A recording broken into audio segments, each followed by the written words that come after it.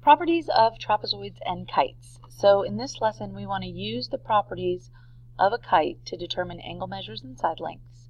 We want to be able to identify bases, base angles, and legs in a trapezoid. We want to be able to use the properties of a trapezoid to determine angle measures and side lengths. We also want to use the properties of an isosceles trapezoid to do the same thing. And then we want to use the trapezoid mid-segment theorem to calculate mid-segment, missing angles, and side lengths. So we will start with trapezoids. And a trapezoid is a quadrilateral with exactly one pair of parallel sides. And those parallel sides are called our bases. So here I've got my bases BC and AD. Those are my bases. The legs are the non-parallel sides. So AB and CD connect my bases, and those are going to be my legs. My base angles are the angles where the legs meet the bases, and you have two pairs of base angles. So I've got angle A and angle D. That is one pair of base angles. And then I've got angle B and angle C. It's my other pair of base angles where the legs connect to the bases. So if we've been given a figure in the coordinate plane and we want to show that this figure is a trapezoid, then we need to figure out what all of our slopes are so that we can determine if we have sides that are parallel. So if I want to find the slope of AB, we can use the slope formula, which would be good. But because it's in the coordinate plane, I'm just going to do my rise over run. So from A to B, I'm going up 3 and over 3. So up 3 and over 3 gives me a slope of 1. And then I'm going to look at slope BC. And my slope of BC is down 2 over 3. So that's negative 2/3. Now I'm going to look at CD. So the slope of CD, well, I'm going down, but I'm not going right or left any. So also notice this is a vertical line. So this is going to be undefined.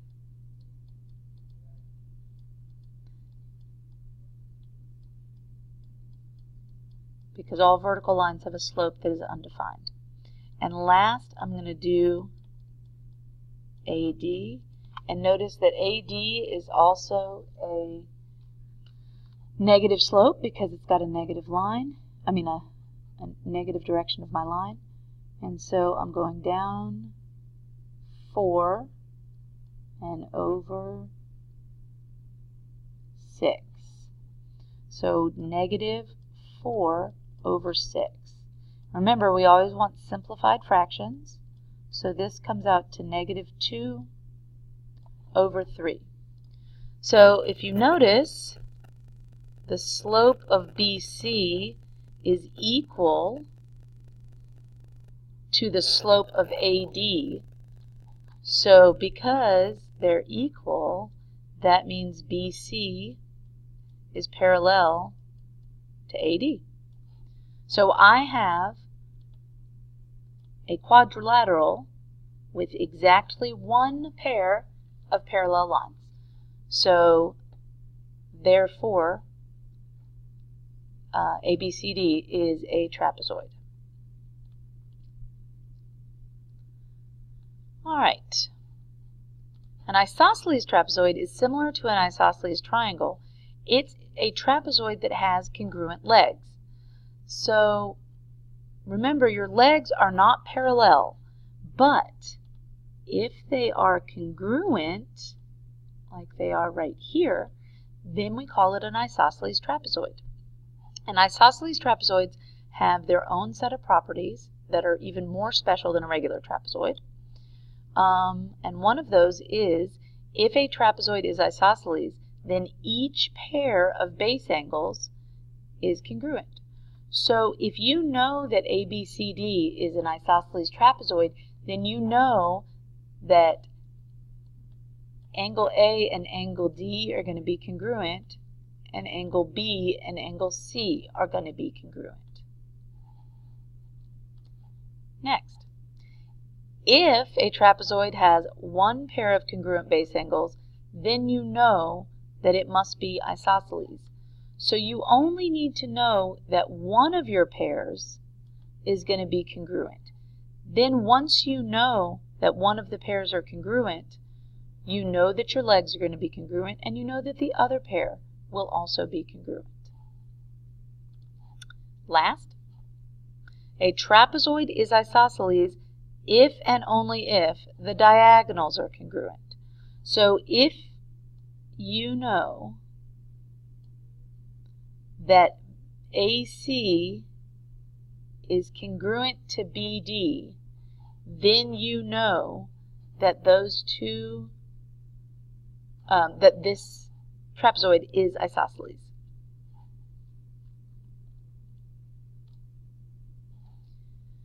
All right, so just like triangles, a trapezoid has a midsegment, and the trapezoid's midsegment also comes from the midpoint of the legs. So when you're trying to find your midsegment, this is your midpoint, and this is your midpoint. So now I have broken my legs into two congruent pieces. Now the midsegment of your theorem, the midsegment theorem for trapezoids says that your midsegment is going to be parallel to your base, and it's the length of 1/2 of the sum of the bases, which means that MN is the average of these two bases. Okay? The average. So if I wanted to figure out what MN equals, MN is equal to 1/2 of AB plus DC. The average of the two bases will give you MN. So let's look at example 2, where we want to actually use this theorem. And in our diagram, ABCD is an isosceles trapezoid, and PQ is our midsegment. So first we want to find angle B, and then we want to find PQ. So, first of all, this is an isosceles trapezoid. It is also a quadrilateral. So I hope you know by now that if you add all the angles together of a quadrilateral, you get 360 degrees. So if I add A, B, C, and D, I should get 360 degrees. Well, it's isosceles, so I know that angle D and angle C are equal. So I know that this is 75 degrees. And I'm going to call angle B X, just so I can give it a name. But if B is X, then A is also X, because those two angles must be congruent. So I've got 2X, and 75 plus 75 gives me 150. So then that lets me know that X is going to equal 55. And X is angle B, so angle B must be 55 degrees.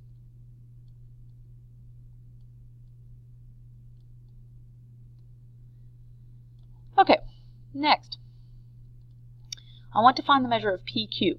Well, PQ is my midsegment, And so what I'm going to do is I'm going to find the average of my two bases. So PQ is equal to 1/2 the sum of AB plus DC. Okay? So PQ is equal to 1/2 of 60. So PQ is equal to 30.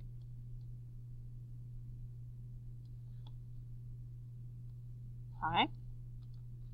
Let's move on to kites. So a kite is also a quadrilateral, but I don't have any parallel sides.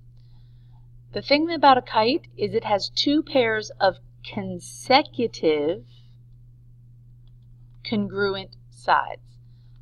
Opposite sides are not congruent. So notice by consecutive I mean it's one side after the other. So two sides that are touching are going to be congruent, and the other two sides that are touching are going to be congruent. Our kite has a couple of special properties. Its diagonals are perpendicular for one. So CA and BD are perpendicular angles. And second, a kite has exactly one pair of opposite angles that are congruent. So angle C and angle A are congruent. B and D are not congruent. But just like any quadrilateral, all four angles will still sum to 360 degrees. All right, in our last example, we want to find the measure of angle Q. So I'm going to give angle Q a name, and I'm going to name it X.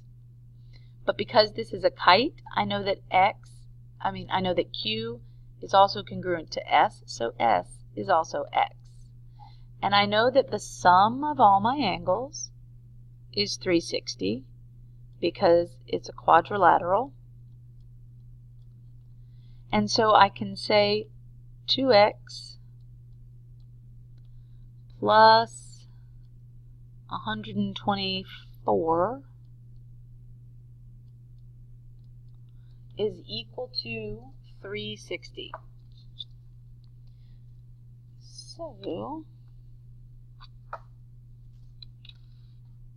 So then I get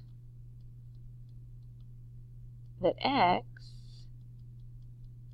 is equal to 118, which means that Q is equal to 118 degrees.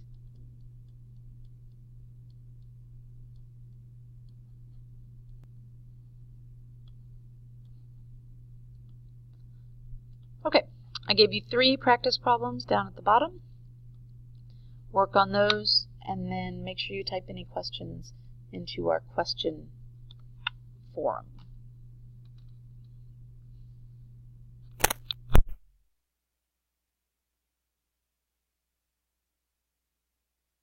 So in the first one we have an isosceles trapezoid, and so we need to use the fact that diagonals are congruent to solve for x. So set it up, find x.